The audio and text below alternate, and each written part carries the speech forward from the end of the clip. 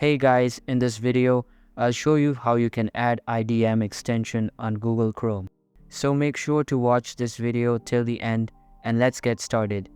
First of all, open any type of browser on your PC or laptop and search for IDM Integration Module Chrome Web Store.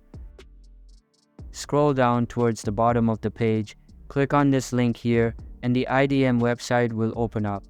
Now scroll down a little bit and click on this provided link here.